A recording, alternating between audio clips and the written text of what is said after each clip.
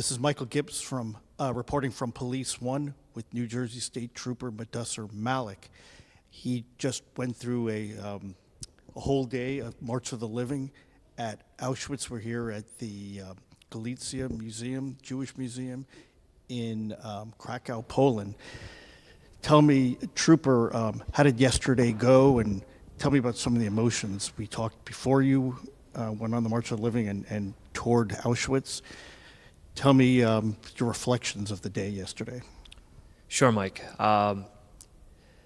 Prior to getting to Auschwitz, my mindset was to keep an open mind and to try to see what actually took place there.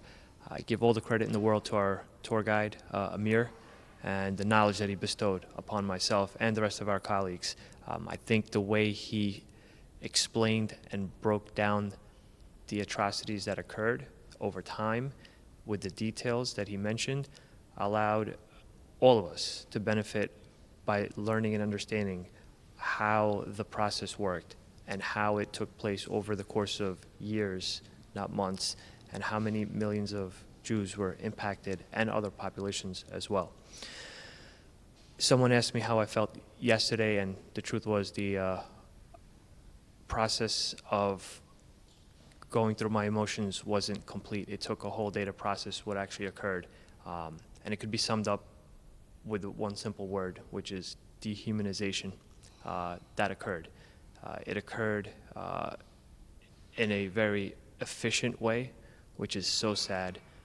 It occurred in a way where people's entire lives were taken from them with false hope and false promises. And post going through yesterday, I think that we as law enforcement more than ever have to be a voice for the voiceless. When we get back to New Jersey, I think one of the takeaways for this journey is understanding what all populations go through, because it's only when you understand what a population goes through or experiences or feels that you can then be a voice for them. It's significant because you're a person of Muslim faith, joining a largely Jewish contingent of people on the March of the Living. Did it resonate with you? And as a person of Muslim faith, you're also exposed to marginalization and dehumanization as well. So did you connect that way, and what can you bring home? And I talked to your colleague, Trooper Zislin, who's a Jewish faith, and I know you two are friends. So how can you two bring yesterday's lessons, or what you pulled from yesterday's experience, back to humanize marginalized communities, or bring back what you've learned and be more compassionate with the populations you serve? I think first and foremost, it just begins with the open and honest and sometimes difficult conversation, and sometimes not so much. Marc and I have done it, and in my role as a member of the community outreach unit within the state police, I realized that having open conversations with marginalized communities to see what their needs are and what their experiences were previous to interacting with us are very crucial and critical. Once we understand where they're coming from and get their perspective, we can then sit down and formulate what their needs are and how we can collectively improve their experience. You're going through a program today to apply some of the lessons from yesterday and how we could bring this back home. Can you tell us a little bit about that?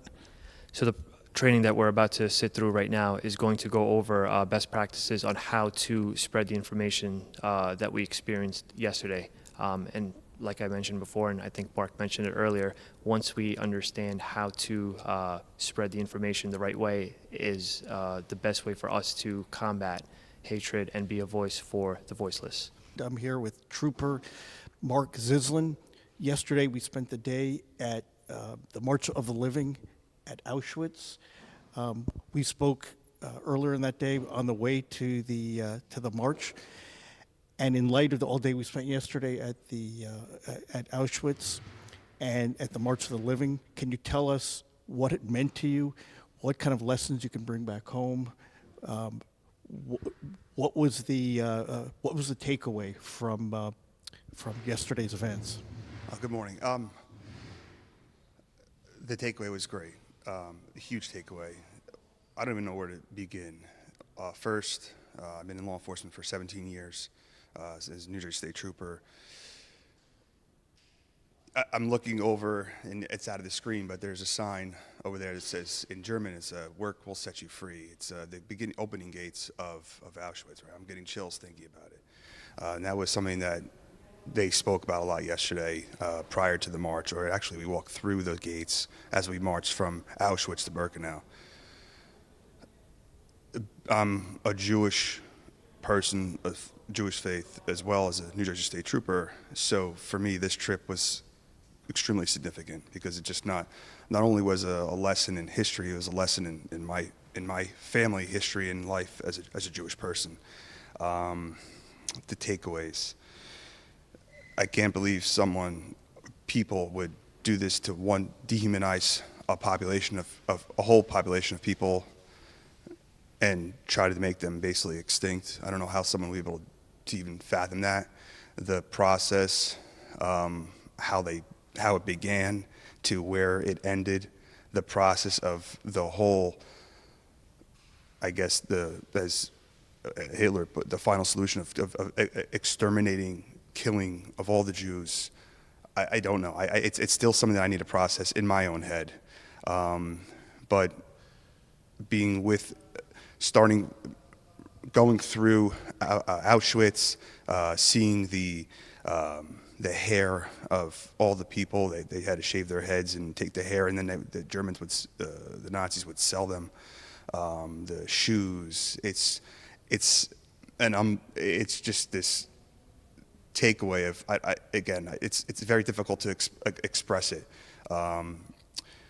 Well, you saw the dehumanization that led to that sort of complete attempt at annihilation of a people. What does that tell you? What strategies can you bring back to New Jersey with fighting hate crime? So a big takeaway of this was also how does one person or a group of people put other people at such a low level, below parasites, below such a small level? How do you do that? How do you kill people? How do you take them into the woods and just execute them? How do you put them into gas chambers? How do you then incinerate the bodies of children, of adults, of children, and do so many?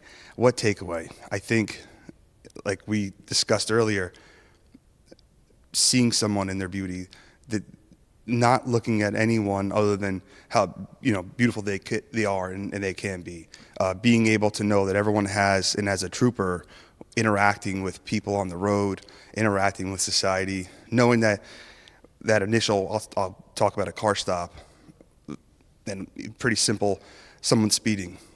All right, why are they speeding? Are they, there's usually a reason behind it, right? You're in a rush, or there's an emergency, or you're just trying to drive the car in a fast manner. So interacting with that person, finding out where they came from, where they're going, what's the emergency.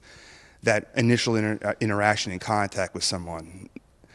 How do you bring it back to the whole organization and what we plan on doing? I have a counterpart who you're going to be interviewing next, getting more involved in the current, after October 7th, getting more involved in both the Muslim and the Jewish faiths, interacting more, having more discussions with the local communities, right? Being able to control the controllables, bringing that back to New Jersey, and then being positive and seeing where that takes us. And again, educating ourselves into other cultures, which I think is a part of that dehumanization, knowing to not, to humanize someone, not dehumanize someone, knowing about other cultures, knowing about what's important to that culture, respecting that culture. These are things that I know that we're going to bring back to New Jersey and work together to build that stronger bond. And again, with different cultures as well. And you modeled that behavior by going through all yesterday with your colleague who's of Muslim faith, right? How did it feel going through, and did you discuss what you could bring back with that trooper? Yeah. So not only is he my colleague, he's a good friend of mine, and who's been guiding me along this path. He has a Muslim faith. He was able to share what I went through, and along the way, we were speaking about how it, he was asking me questions, and I was speaking with him about how it meant for me, which is extremely important. And I was able to share something with him, and again, it wasn't in the grand scheme, but I was able to share a breaking of the fast for Ramadan last month, which was very touching to me because he was, I was able to do that within the Muslim community, and then he being able to join me and with us in the state police on this trip was very significant for me.